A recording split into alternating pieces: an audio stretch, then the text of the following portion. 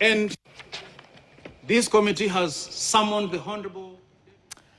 Bila shaka ni uamuzi huo kutoka kwa IEBC. Taarifa kina utakuwa naipata mida ya saa 1 kwenye KTN leo, akiongozwa pakubwa kukupa taswira kamili jinsi hasa maandalizi ya uchaguzi huo mdogo wa Olkalau, kaunti ya Nyandarua unavyoendelea. Tukisonga mbele ni kwamba chama cha mawakili katika ukanda wa magharibi kimejitokeza na kulaani vikali mauaji ya mawakili Edward Kariuki na Esther Wairimu waliouawa kwa njia ya tatanishi. Wakiongozwa na mwenyekiti Grace Otieno, mawakili hao wamezitaka asasi za usalama kuhakikisha wanachunguza mauaji hayo na kuwakamata wale waliohusika mara moja.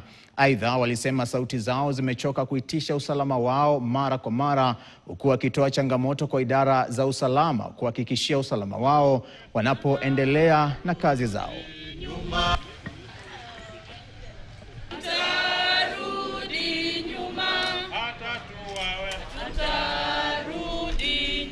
The killing of an advocate is not only an attack on individual lives, but is an assault on the administration of justice, the independence of the legal profession, and the rule of law.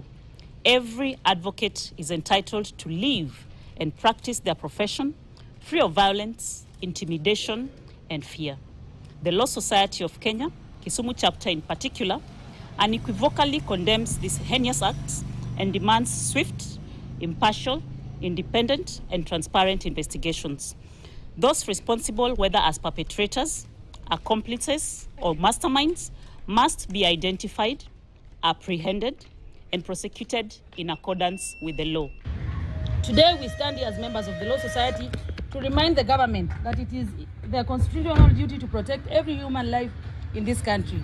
As we don the purple ribbons, standing in solidarity with our fallen colleagues, we demand that the DCI and the National Police Service do fasten the investigations in the murders of our colleagues.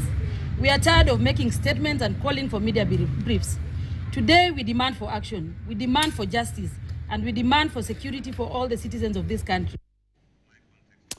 Tukiachana na hayo, maandamano ya mawakili kule Kisumu